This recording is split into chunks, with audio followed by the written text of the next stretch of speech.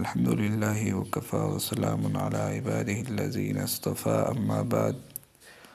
فأعوذ بالله من الشيطان الرجيم بسم الله الرحمن الرحیم. محترم اوریدونکو، هر چیرته چې الله آباد کامران او خوشحاله لره، نن یو فرض ستاسو ته بیا مخاطب یم او ما ستاسو دپاره یو ډېر مجرب عمل راوړی دی. د دې عمل په ذریعې سره به الله رب العزت انسان ته هغه خپل جایز محبت هغه ور نصیب کوي. هر جایز محبت اگر کو هغه د والدینو او د دغه کس په درمیان کې، یعنې د مور او د زوی په منځ کې، یا د زوی او د پلار په منځ کې، یا د مور او لور په منځ کې، یا داسې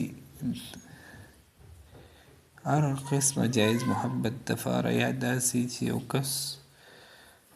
یو هلک دی هغه د یو جینۍ سره، یا یو جینۍ د هغه د یو هلک سره جایز محبت وي،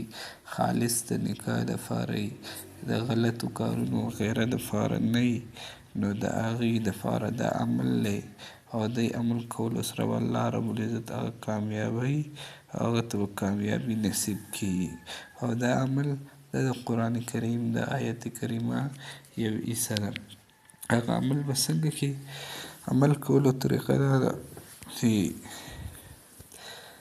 11 پیرې به درود ابراهیمي ووایي، کوم درود شریف چې موږ په لمونځ کې لولو. د هغې نه پس به بیا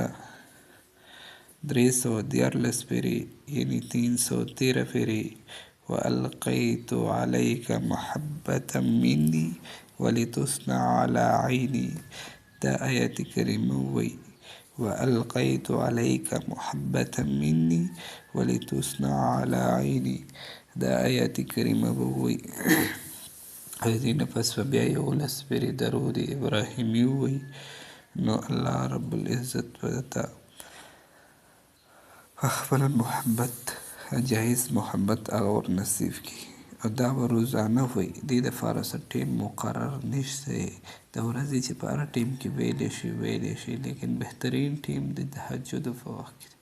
ځکه د تهجدو په وخت کې الله رب العزت او د بنده په منځ کې هېڅ حایل نه وي،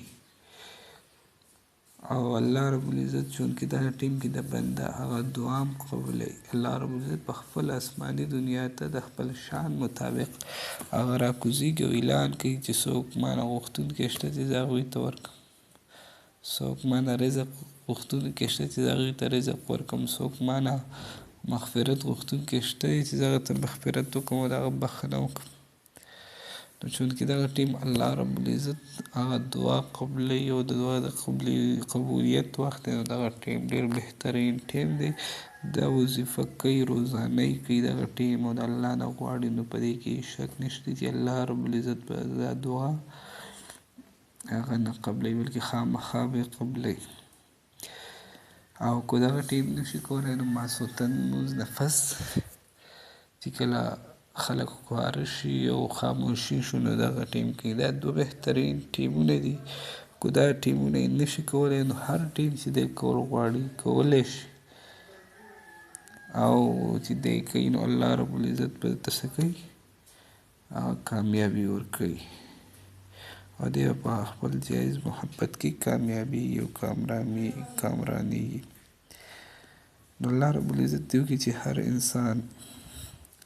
هغه په څه مشکلاتو کې ګیري، د هغه څه